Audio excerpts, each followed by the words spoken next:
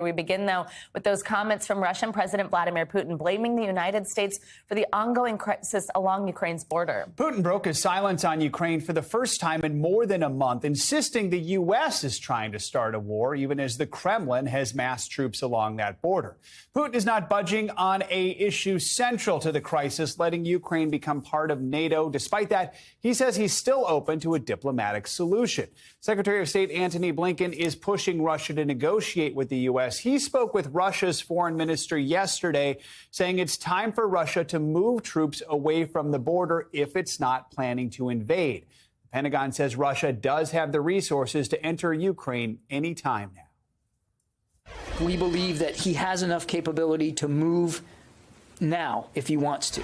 We look at a whole mosaic of information as we evaluate what we're seeing on the ground there.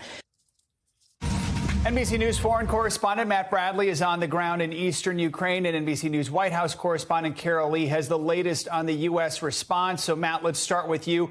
This is the first time we've heard from Putin directly on this crisis in more than a month. What did he say about negotiations with Western countries, and is his military buildup along the Ukraine border? What's he saying about that? Yeah, I mean, it was an interesting little slice of life from Putin's perspective. I mean, he had a studied silence up until now. This is the first he's mentioned this in more than a month. But he did open the gates for more negotiations. It seems as though Vladimir Putin, one of his goals might be to extend these negotiations, to fluster the West, to keep everybody in this state of protracted panic. And if that's what he's doing, he's certainly succeeding. But, you know, he also accused the West of trying to create or foment a war in Ukraine. Now, why would the U.S. want to do that? Well, from Vladimir Putin's perspective, it's so that they could impose these punishing sanctions that are currently being debated on Capitol Hill right now, the mother of all sanctions, as we've heard from Congress. Now, why does the U.S. want to play around with sanctions on Russia? He says, in order to check the growth of their economy. So this is one of the things that Vladimir Putin can then turn around and say to his public, you know, under me, Russia is growing hugely. Our only problem is the jealous actions from the West. They are the ones who are trying to keep us in check. They are the ones who are trying to keep us from developing. And in Putin's mind, it's hard to believe he actually believes that. But that's a common thing you would hear from a lot of Russian people, those who would believe Vladimir Putin's line that there's no other reason why the West would do this except that they want to keep their economy down.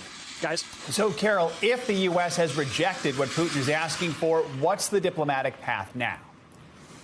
Yeah, well, look, Joe, the White House's perspective is that they have to try, that there's really no alternative, that if they're not pushing for some sort of diplomatic resolution, then the alternative is Putin invades Ukraine, which could happen either way, obviously. But they're not giving up hope, and their view is that some of this is public posturing from Putin, and that their hope is that behind the scenes they can create some sort of deal and try to square this circle because he's not budging on this particular NATO demand. Take a listen to Jen Psaki, the White House press secretary, yesterday. The door to diplomacy remains open. We don't know what decision President Putin will make. This is a country and a leader who has used chemical weapons, who has invaded multiple countries in the past several years, who has taken aggressive steps on the global stage on many occasions. So you heard her there. It's very striking that the administration still has no idea what Putin is going to do. And so what you hear from officials publicly and privately is that they are laying out a plan for any given scenario, and the sanctions that Matt just mentioned and other things. So you can see that they're trying to figure out a way to move forward with a diplomatic resolution as opposed to not coming to some sort of agreement with Putin. So while we wait, Matt, I know you've been on the front lines with Ukrainian soldiers. What's their mood? How are they preparing for the possibility of an invasion? Yeah, I mean, it was really interesting, guys. You know, we were walking around down in the trenches. And when I say trenches, they really were World War I style trenches, the kind of thing you wouldn't have seen in Europe for the past 100 years. And that's because what we're seeing here isn't the front lines against Russia. It's the front lines against Russian-backed separatists. These are, as far as almost all of the international community are concerned, actual Ukrainian people who simply support Russia. And right now they're part of self-proclaimed People's Republic of Luhansk. That's what we were near. South of that is another little enclave called the People's Republic of Donetsk. And we spoke with one of the elderly gentlemen and some others on the front line. Here's what he had to say. The Russian military is much larger, much more powerful. They have much more advanced weapons than you. Is that intimidating? Of course, I think that's more propaganda because, of course, we know that they have bigger army, but we are well prepared because we are preparing for this war for 8 years.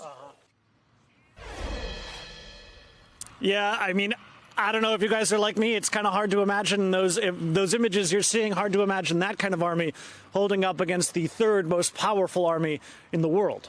Guys. Matt Bradley, Carol Lee, thank you both so much. Thanks for watching our YouTube channel. Follow today's top stories and breaking news by downloading the NBC News app.